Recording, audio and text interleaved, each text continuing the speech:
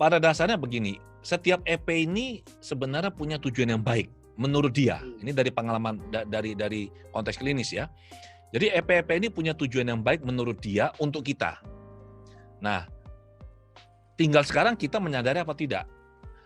Selama hidupnya kita baik-baik saja, tidak ada masalah, jangan cari masalah. Jadi saya biasa menggunakan analogi komputer, if it is not broken, don't fix it. Kalau hidup kita sudah aman, tentram, baik-baik, jangan, dalam bahasa Perancisnya, kengangguran. Jangan kengangguran cari EP, waduh ini EP saya mana ini, EP saya. Jangan. Selama hidup kita ini baik-baik saja, ya sudah, nikmati hidup ini. Berarti di dalam ini sudah harmonis ya. Yeah. Tapi kalau misalnya ada sesuatu yang membuat kita nggak nyaman, ada gangguan, maka kita perlu, kalau kita bisa, kita cari EP ini, kemudian kita berkomunikasi dengan dia, kemudian kita diskusi dengan dia untuk cari solusi. Kalau kita nggak mampu melakukan, dan kebanyakan orang nggak bisa, karena tekniknya perlu diajarkan dan juga tidak mudah untuk bisa melakukan ini dengan kalau kita nggak punya landasan teorinya.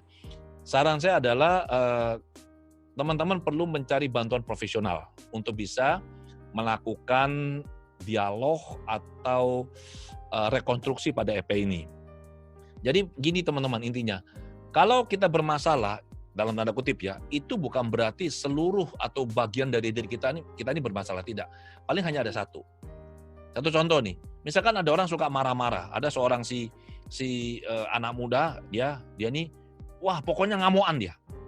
Tapi kalau dia dengan ibunya, wah dia sabar sekali, dia sayang sekali sama ibunya. Artinya apa? Dia kan bukan dirinya yang tukang marah-marah itu kan, dan dia juga bukan dirinya yang sayang sama ibunya kan. Jadi dia ini adalah agregat, adalah kombinasi, tergantung EP mana yang lagi aktif. Nah, kalau yang suka marah-marah yang ternyata mengganggu dirinya dia dan kehidupannya dia perlu menyelesaikan ini. Tapi ingat loh ya, dia tidak bermasalah secara keseluruhan. Yang lagi butuh bantuan, saya nggak bilang ini bermasalah, hanyalah satu EP-nya dia. Ini kan ada satu kasus yang saya tulis di status Facebook saya, di artikel itu, mengenai kejadian ada oknum WNI yang ditangkap, dituduh mencuri barang-barang mewah, salah satu tas mahal di Melbourne, benar nggak? Jadi, padahal dari apa yang saya tahu, anak ini adalah dari keluarga yang sangat berada. Nah, pertanyaan saya adalah, tidak mungkin dia tidak tahu kalau ruangan itu tidak dipasang CCTV, nggak mungkin. Dia sekolah luar negeri, dia pinter. Dan juga tidak mungkin dia tidak mampu membeli barang ini. Tapi mengapa dia mengambil? Seperti yang dituduhkan loh ya. Kalau dari perspektif saya sebagai hipnoterapis klinis, simple. Ada satu bagian dirinya dia, kemungkinan ya, ada satu bagian dirinya dia yang EP-nya dia yang sangat kuat, yang mendesak dia, mendorong dia untuk melakukan tindakan ini. Jadi waktu dia melakukan itu, sebenarnya bukan dirinya dia yang biasa yang melakukan, tapi badannya ini digunakan oleh si EP yang suka ngambil ini untuk mengambil barang itu. Nah, kalau kita mau membantu, mau katakanlah membereskan kasus ini, kalau saya sebagai terapisnya, saya akan memproses hanya satu EP ini. Ya, satu ini saja. Jadi bukan seluruh dirinya adalah dituduh sebagai pencuri, tidak, hanya satu bagian. Seperti itu, Dr. Soleman. Ya, baik. Terima kasih jawaban dari Pak Adi. Bapak Ibu ada yang ingin bertanya secara langsung, boleh langsung raise hand. Dengan topik kita pada malam hari ini, tanpa diri ditinjau dari teori ego personality. Raise hand-nya itu di kolom chat ya teman-teman ya, karena beberapa waktu lalu itu ada yang raise hand beneran begini. Oke. Dan dia ya, nunggu lama, dia nggak dipanggil-panggil. Jadi raise hand-nya itu yang di sini teman-teman ya, di kolom chat. Yang di reaction, iya kolom chat. Ya. Oke.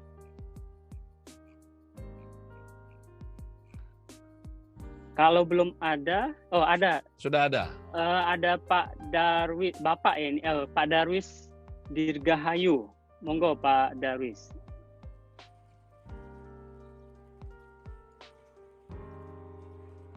Pak Darwis bisa nyalakan videonya, Pak? Pak Darwis? Nyalakan videonya, Pak. Ya, malam, Pak. Yes, yang mana nih Pak Darwis ini ya? Ini dia. Selamat malam, Pak. Pak, saya baru ngerti tadi tentang EP dari uraian Pak Adi tadi. Saya dulu puluhan tahun aktif di industri kayu lapis.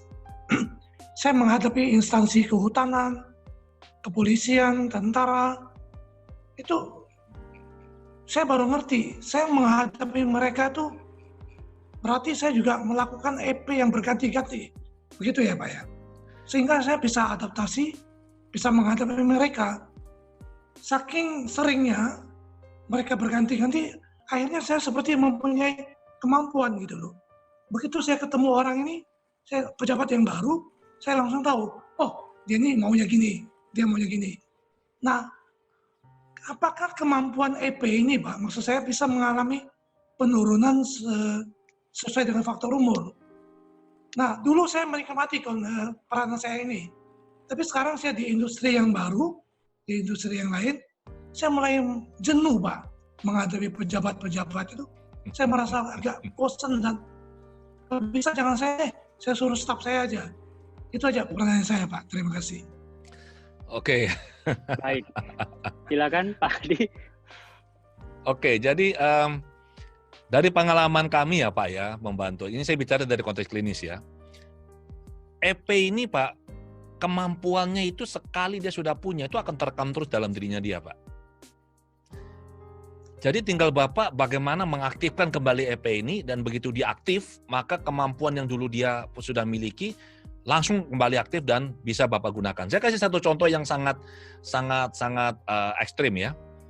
Salah satu murid saya ini hipnoterapis, dulu sekolah di Jerman, sekitar 12 tahun di Jerman, bahasa Jermannya sangat fasih. Kemudian dia pulang ke Indonesia dan dia kerja, berkarir di Indonesia, di Jakarta, dia berkeluarga. Dan di Indonesia kan kita tahu bahasa Jerman sangat jarang digunakan ya, bahasa Inggris iya. Nah, dia sudah di Indonesia lebih dari 10 tahun. Kemudian tiba-tiba perusahaan tempat dia bekerja ini dihubungi oleh salah satu calon prinsipal dari Jerman. Dan teman-temannya tahu nih dia dulu di Jerman. Jadi dia yang diminta untuk berkomunikasi dengan calon prinsipal ini yang di Jerman. Waduh, dia itu harus mengarang kembali email dalam bahasa Jerman, dia merasa susahnya luar biasa. Belepotan lah istilahnya bahasa Jermannya. Kemudian dia tanya saya, Pak ini gimana nih Pak? Saya bilang, apabila kamu sudah sampai 12 tahun di Jerman, berarti bahasa Jermanmu sangat fasih. Masalahnya adalah EP kamu dorman. EP kamu ada di dalam diri kamu, tapi dia tidak aktif.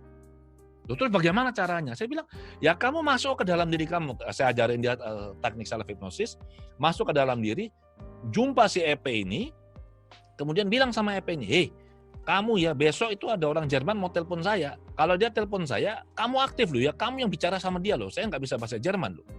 Dan EP-nya berhasil ditemui, dan EP-nya bilang, oke, setuju. Dan apa yang terjadi teman-teman? Besoknya, pada saat si prinsipal itu telepon langsung dari Jerman, begitu murid saya ini, dia angkat telepon, dia langsung bicara bahasa Jerman sangat fasih. Apa yang terjadi? EP Jermannya ini aktif, dan dia benar-benar bicara Jerman sangat fasih. Setelah bicara hampir 1 jam, si orang Jerman akhirnya sebelum mengakhiri pembicaraan bilang begini, saya ini heran ya, kamu kok bisa begitu fasih bahasa Jerman? Seperti orang Jerman. Murid saya ini cuma ketawa. Nah, itu contohnya bahwa sekali kemampuan itu sudah ada dalam diri kita, khususnya kemampuan mental teman-teman ya, itu begitu EP ini aktif, ingat ya, kemampuan kognisi, kemampuan mental, itu langsung dia akan kembali seperti dulu. Tapi jangan main-main dengan kemampuan fisik. Kalau Anda dulunya itu nge-gym, kayak saya dulu nih ya, saya dulu kan sukanya bodybuilding, saya nge-gym. Saya bench press dulu 1 kali ya, waktu masih muda itu, sekarang pun masih muda. Saya dulu kalau bench press ya, one push itu saya bisa 150 kilo tuh, one push itu. Oke? Dulu. Nah, apakah EP saya yang dulu suka nge-gym itu masih ada? Masih ada juga dalam diri saya. Makanya saya senang yang olahraga, angkat beban itu senang. Tapi kalau saya disuruh mengulangi sekali lagi, seperti dulu yang mampu 150 kilo, aduh, itu bisa terjadi masalah itu. Kenapa? Karena otot-ototnya kan tidak terlatih setelah sekian lama itu tidak melakukan ini angkat beban. Jadi kalau sifatnya itu fisik, hati-hati. Tapi kalau sifatnya mental, maka kemampuan itu begitu EP-nya aktif, boom, dia langsung akan bekerja 100% penuh seperti sebelumnya. Jadi demikian Pak Darwis, itu bisa Bapak aktifkan.